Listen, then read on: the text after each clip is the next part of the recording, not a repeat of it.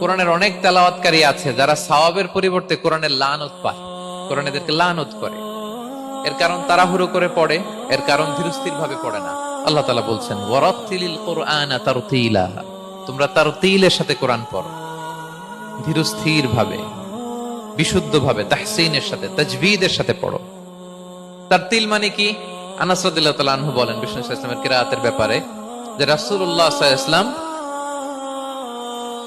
ইয়ামুদ্দু বিহা সাওতাহু মাদ্দান, তিনি যখন কিরাত পড়তেন টেনে টেনে পড়তেন, তাড়াহুড়ো করে পড়তেন না।